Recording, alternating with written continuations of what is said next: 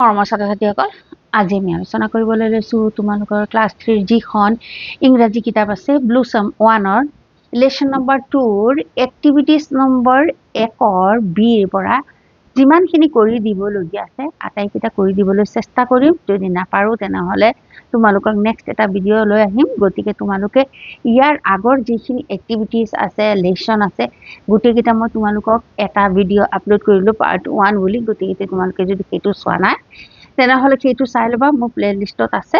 আৰু এতিয়া মই এক্টিভিটিজ নম্বৰ 1ৰ বিৰ পৰা আটাইকেইটা দিবলৈ চেষ্টা কৰিম। তো এক্টিভিটিজ নম্বৰ 1ৰ বিৰ পৰা যিমানখিনি কৰি দিম গোটেইকেইটা পাৰোঁ কিমানখিনি সেইখিনি কৰি দিম। আৰু তোমালোকে যদি ভিডিঅ'টো ভাল লাগে তেনেহ'লে প্লিজ লাইক কৰিবা, শ্বেয়াৰ কৰিবা আৰু চেনেলটো ছাবস্ক্ৰাইব কৰিবলৈ একেবাৰে নাপাহৰিবা। তো এক্টিভিটিজ নম্বৰ বিত আমাক দিছে চে য়েছ অৰ ন'। এতিয়া আমাক ক'বলৈ কৈছে য়েছ হয় বা নহয় বুলি ইয়াত ক'বলৈ দিছে। তাৰ মানে বাক্যটো যদি এই চেপ্টাৰটোৰ লগত মিলে তেনেহ'লে য়েছ বুলি লিখিবা আৰু যদি নিমিলে তেনেহ'লে নহয় বুলি লিখিম। তো প্ৰথম নম্বৰটো দিছে দি crocodile live in the river. তো আমি এইটো চেপ্টাৰত পাইছোঁ নহয়, এই যে ঘৰিয়ালটো ক'ত বাস কৰিছিল, যে নদীত বাস কৰিছিল। তাৰ মানে বাক্যটো শুদ্ধ হয়। তো য়েছ দিবা, ইয়াত য়েছ হ'ব লাগিব। তো আমি য়েছ দিছোঁ। 2 নম্বৰটো the monkey lived in a apple tree. তো আমি চেপ্টাৰটোত পাইছোঁ নহয় the monkey lived in a apple tree নেকি, যে বান্দৰটো আপেল ট্ৰিত বাস কৰিছিল, নহয়। আপেল গছত বাস কৰিছিল নেকি, নহয়। ৰ'জ আপেল ট্ৰিত বাস কৰিছিল, মানে ৰ'জ আপেল গছত বাস কৰিছিল। তো এই বাক্যটো কি হ'ব, ভুল হ'ব। ন' দিবা তোমালোকে, ন' বুলি লিখি দিবা। তাৰপিছত আছে 3 নম্বৰ দ্য মাংকি ৱাজ হাংৰি।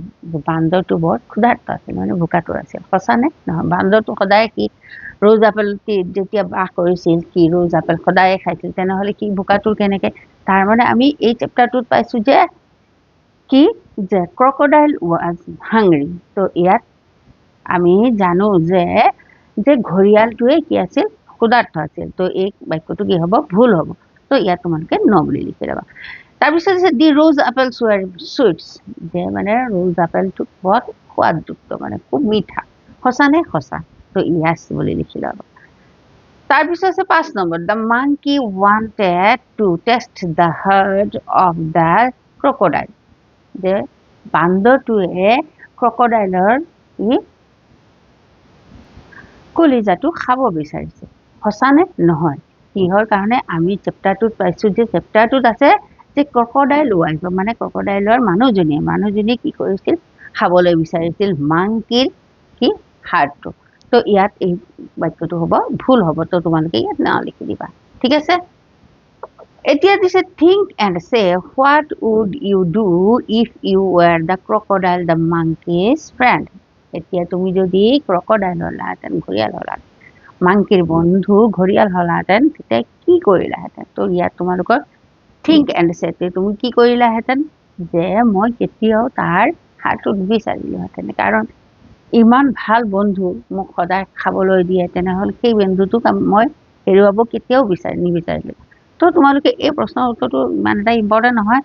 যদি লাগে তেনেহ'লে তোমালোকে ক'বা, আৰু ইমান এটা ইম্পৰ্টেণ্ট নহয় মই গতিকে এইটো লিখি দিয়া নাই, ঠিক আছে। তো এই প্ৰশ্নৰ উত্তৰটো মই তোমালোকক লিখি দিছোঁ, কাৰণ কোনোবা এজনে মোক কমেণ্ট কৰিছিলে, সেইকাৰণে মই এই প্ৰশ্নৰ উত্তৰটো লিখি দিছোঁ। চোৱা, I would not have listen to my wife, মই মোৰ কি মানুহজনীৰ কথা, ৱাইফৰ কথা, পত্নীৰ কথা নুশুনিলোহেঁতেন যদি মই ক্ৰকডাইল হ'লোহেঁতেন। Because the monkey was my friends, কাৰণ মাংকিটো মানে বান্দৰটো মোৰ পৰম বন্ধু আছিল। তো এই উত্তৰটো তোমালোকে এনেকৈ লিখি ল'বা, ঠিক আছে। I would not have listen to my wife because the monkey was my friends. এতিয়া নেক্সট কুৱেশ্যন দিছে যে you have found the word sweet in the story. আমি এই চেপ্টাৰটোত মানে এই কাহিনীটোত আমি চুইট বোলা শব্দটো পাইছোঁ। The word sweet is use to describe the taste of rose apple. এই চুইট শব্দটোৱে ৰ'জ আপেলৰ টেষ্টৰ কথা বৰ্ণনা কৰিছে, যে ৰ'জ আপেলটো খাবলৈ যে মিঠা নে টেঙা নে কি, সেইটো চুইট শব্দটোৱে আমি বুজি পাইছোঁ যে এই ৰ'জ আপেলটো খাবলৈ বৰ মিঠা। এই চুইট শব্দটো থকাৰ কাৰণে আমি বুজি পাইছোঁ। এতিয়া নাও choose words from the box which describe test. এতিয়া আমাৰ এই বক্সত থকা শব্দবিলাকৰ পৰা ওলাব লাগে যিবিলাকে টেষ্ট বুজায়, খাদ্য বস্তু খাবলৈ টেষ্ট বুজায়, মানে সোৱাদটো বুজায়। তো ইয়াত write down the words one is done for you. এতিয়া আমাৰ এই বাক্য শব্দকেইটা ইয়াৰ পৰা ওলাই লিখিব লাগিব। আৰু এটা আমাক দিয়া আছে যিহেতু উদাহৰণ হিচাপে, আৰু গোটেইখিনি আমাক ওলাব লাগিব ইয়াৰ পৰা। তো ঠিক আছে, প্ৰথমত দিয়া আছে স্পাইচি। স্পাইচি মানে এটা বস্তু খাবলৈ সেইটো স্পাইচি, সেইটোতো সোৱাদ বুলি ডেছক্ৰাইব কৰে, মানে বৰ্ণনা কৰে। স্পাইচি মানে কোনো এটা বস্তু, এইটো স্পাইচি মানে কি, ধৰা তোমালোকে জ্বলা মিঠা এনেকুৱা স্পাইচি হ'ল। Hot, চ'ৰ, beautiful. বিউটিফুলটো তোমালোকে সোৱাদ, বিউটিফুল শব্দটো কি বস্তুৰ সোৱাদটো বুজায় নে নুবুজায়? তো বিউটিফুলটো কি মানুহৰ চৰিত্ৰটো বুজায়, যে মানুহজনী দেখিবলৈ বৰ বিউটিফুল। তো লাৰ্জ, চল্টি, বিটাৰ। তো ইয়াত আমি খালি অকল পাইছোঁ কি পাইছোঁ? স্পাইচি পাইছোঁ, তাৰপিছত চ'ৰ পাইছোঁ, বিটাৰ পাইছোঁ, চল্টি পাইছোঁ, হট পাইছোঁ। এইখিনি শব্দ আমি ইয়াত লিখিব লাগিব। তো স্পাইচি মানে হ'ল মছলাযুক্ত, যিবিলাক খাদ্য খাবলৈ মছলা, খুব মছলা দিয়া হয় সেইটো স্পাইচি বুলি কোৱা হয়। হট, হট মানে জ্বলা, যেনেকে জলকীয়া খাবলৈ জ্বলা হট হয়, তো এইটো হট। তোমালোকে চ'ৰ, চ'ৰ মানে হ'ল টেঙা। বিটাৰ, বিটাৰ মানে হ'ল তিতা, আৰু চল্টি হ'ল নিমখীয়া। তো এই শব্দকেইটা তোমালোকে ইয়াত লিখি ল'বা। তো বুজি পাইছা নহয়? হট মানে হ'ল জ্বলা, আকৌ তোমালোকক মই অসমীয়াটো লিখি দিছোঁ। চ'ৰ মানে টেঙা, যেনেকে তেতেলী খাবলৈ টেঙা। তো তাৰপিছত বিটাৰ, বিটাৰ মানে তিতা, যেনেকে নিমপাত তিতা, তিতা কেৰেলা তিতা। চল্টি, চল্টি হ'ল নিমখীয়া। নিমখীয়া মানে যিবিলাক বস্তু আমি ৰান্ধিবলৈ যেনেকে নিমখ ব্যৱহাৰ কৰিলে সেইটো কি হয়, নিমখীয়া হৈ যায়। তো সেই খাদ্যটো খাবলৈ, মানে বস্তুটো খাবলৈ নিমখীয়া। তো আমি ইয়াত গোটেইকেইটা শব্দটো পাইছোঁ যে এই শব্দই বস্তুটো খোৱাৰ সোৱাদটো বুজায়। তো এইখিনি তোমালোকে ধুনীয়াকৈ লিখি ল'বা। তাৰপিছত চোৱা নেক্সট প্ৰশ্নটো। তাৰপিছত 3 নম্বৰ, 3 নম্বৰ দিছে যে there are 3 characters in the story. আমি এই ষ্টৰীটোত মানে কাহিনীটোত 3টা চৰিত্ৰ পাইছোঁ। যেনে দি মেল ক্ৰকডাইল মানে কি মতা ঘৰিয়াল, আৰু দি ফিমেল ক্ৰকডাইল মানে মাইকী ঘৰিয়াল। নাও নেম দ্য থাৰ্ড কেৰেক্টাৰ। এতিয়াতো আমাক কৈছে যে 3 নম্বৰ কেৰেক্টাৰটো, 3 নম্বৰ চৰিত্ৰটো, আমি 2টা চৰিত্ৰটো আমাৰ অলৰেডি দিয়া আছে। তো 3 নম্বৰ চৰিত্ৰটো কি? The monkey. তো ইয়াত তোমালোকে লিখি ল'বা দ্য মাংকি। ঠিক আছে, এতিয়াতো আমাক কি কৈছে যে, এতিয়া চোৱা B number question. B number question যে who is your favourite character and why. তাৰমানে এই 3টা কেৰেক্টাৰৰ ভিতৰত, চৰিত্ৰৰ ভিতৰত আমাৰ কোনটো চৰিত্ৰ ভাল লাগিছে আৰু কিয়? তো মই ইয়াত লিখিছোঁ মোৰ মাংকিক ভাল লাগিছে, গতিকে মই মাংকি লিখিছোঁ। তোমালোকৰ যদি মেল ক্ৰকডাইল ভাল লাগিছে তেনেহ'লে মেল ক্ৰকডাইল লিখিব পাৰিবা। তো কোনো হেৰি নাই, তোমালোকে যিটো ইচ্ছা লিখিব পাৰা। আৰু যদি মোৰটো লিখা তেনেহ'লেতো লিখিবা। আই লাভ মাংকি, মই মান্দটোক ভাল পাইছোঁ। কিহৰ কাৰণে? বিকজ হি ইজ ইনচেণ্ট, কাৰণ সি আছিল নিৰ্দোষী। And cleverly saved his life from the foolish crocodile. এই মূৰ্খ যি ঘৰিয়াল আছিল, ঘৰিয়ালৰ পৰা নিজৰ চতুৰতাৰে, বুদ্ধিমতাৰে তাৰ নিজৰ কি কৰিছিল, জীৱনটো ৰক্ষা কৰিছিল। ঠিক আছে, তাৰপিছত দিছে 4 number, match word in column those in column B, 1 is done for you. তো ইয়াত এ খণ্ড আৰু বি খণ্ড অসমীয়াত ক খণ্ড আৰু খ খণ্ডৰ লগত মিলাবলৈ কৈছে। তো ক খণ্ডত দিয়া আছে কি? বাৰ্ডছ, এনিমেলছ, এইবিলাকৰ নাম। আৰু বি খণ্ডত দিয়া আছে সিহঁতে ক'ত বাস কৰে। যেনেকে চৰাই ক'ত বাস কৰে, সিহঁতে বাহ সাজি লয়, নিজে বাহ সাজি বাসত থাকে।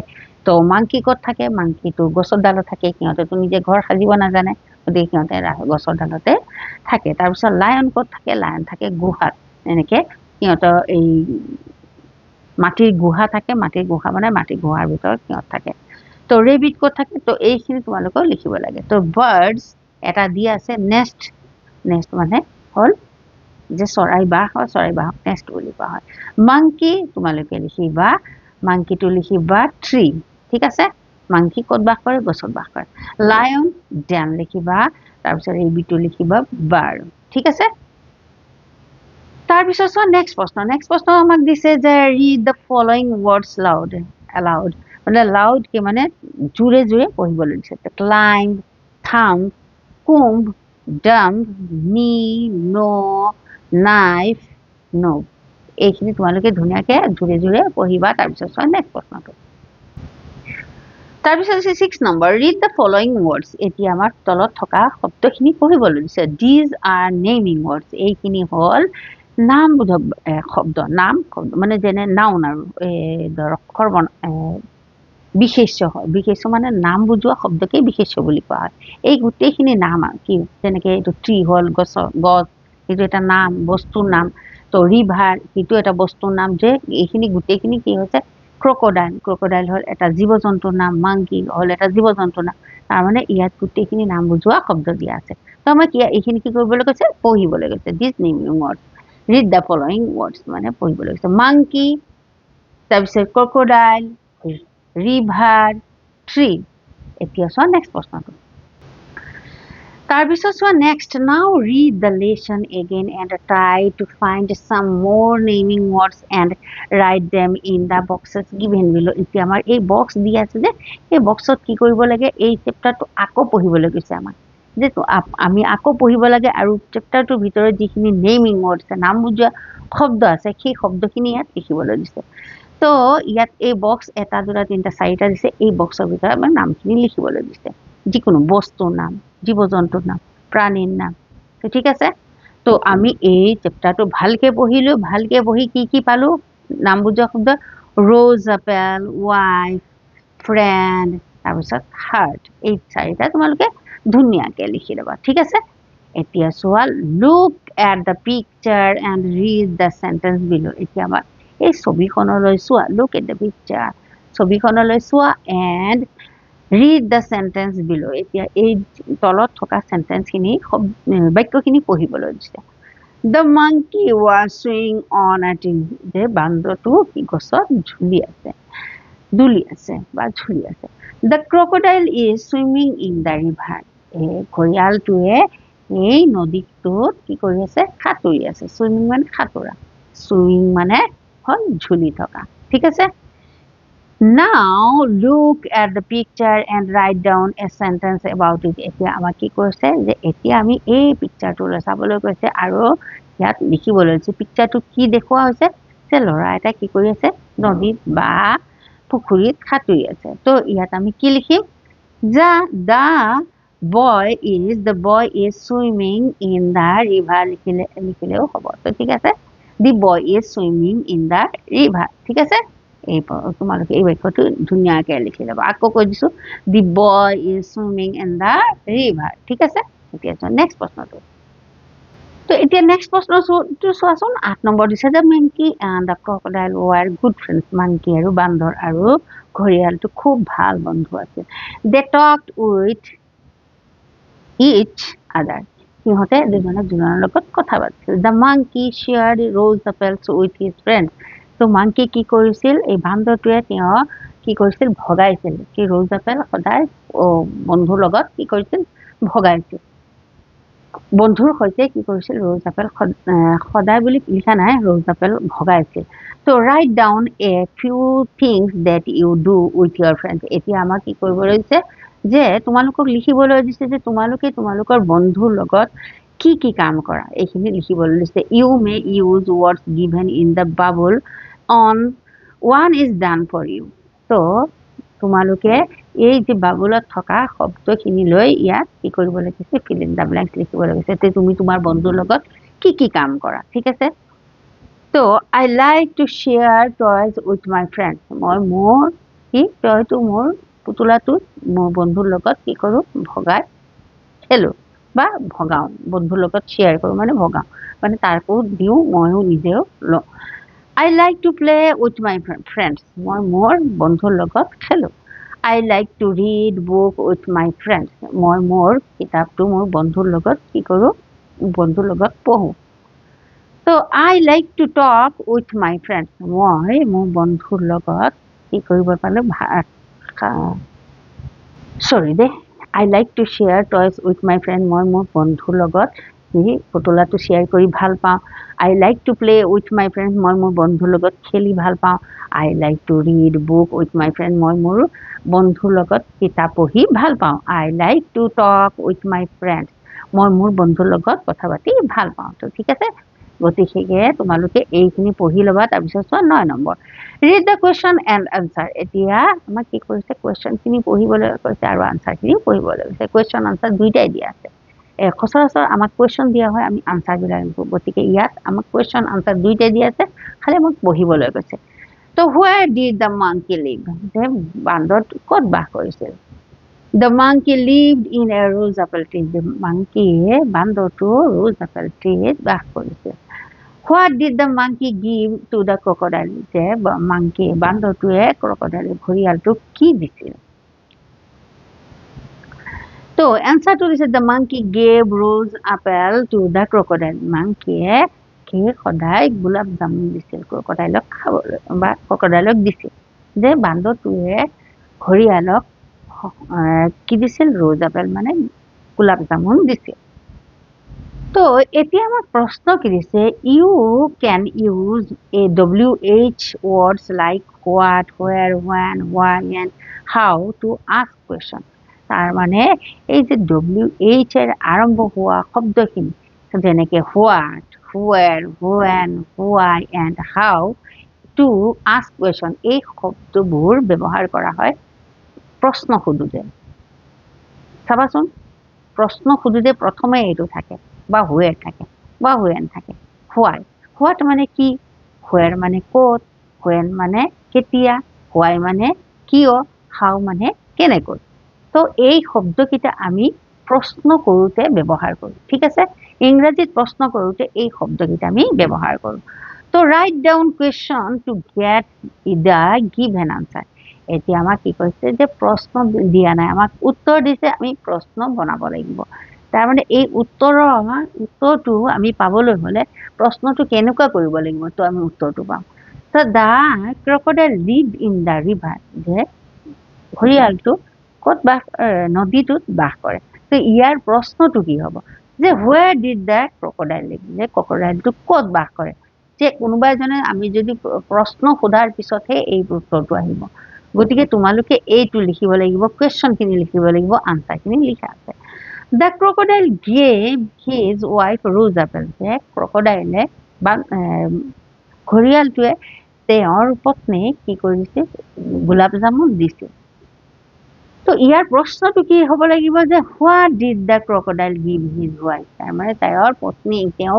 কি দিছিল যে ঘৰিয়ালৰ পত্নীক কি দিছিল তো what did the crocodile give his wife ঠিক আছে বুজি পাইছা প্ৰশ্নটো এনেকুৱা ধৰণে লিখিব লাগিব তেনে উত্তৰটো এনেকুৱা হ'ব তো তোমালোকক কিন্তু ক্লাস এতিয়া ক্লাস 3 নহয় তোমালোকে ক্লাস 4 তে এনেকুৱা কোৱেশ্চন কৰা এনেকুৱা প্ৰশ্ন পাবা তো গতিকে তোমালোকে এতিয়াৰ পৰা সাজু হৈ যা where what why who when how এইবিলাক যদি থাকে তেনেহলে কি আমি ইয়াৰ আগত মানে প্ৰশ্নৰ আগত আমি এই শব্দবোৰ ব্যৱহাৰ কৰিব লাগিব ঠিক আছে তো মৰমৰ ছাত্ৰ-ছাত্ৰীসকল আজিৰ ভিডিওটো তোমালোকক ইমানতে মই শেষ কৰো নেক্সট এটা ভিডিও নেক্সট যেটো আছে এই নেক্সট যেটো কোৱেশ্চন আছে তো মই তোমালোকৰ নেক্সট পাৰ্ট 3 বুলি মই আপলোড কৰিম গতিকে সৰুকে ভিডিও আপলোড কৰি আছো কিহৰ কাৰণে তোমালোকে যাতে বোৰিং নহয় ভিডিওবোৰ চাই তো ঠিক আছে তোমালোকে এইটো ভিডিও চোৱাৰ আগতে পাৰ্ট 1 বুলি এটা ভিডিও দিয়া আছে সেই পাৰ্ট 1 টো আগতে চাই লবা তাৰপিছত পাৰ্ট 2 পাৰ্ট 3 পাৰ্ট 4 এনেকে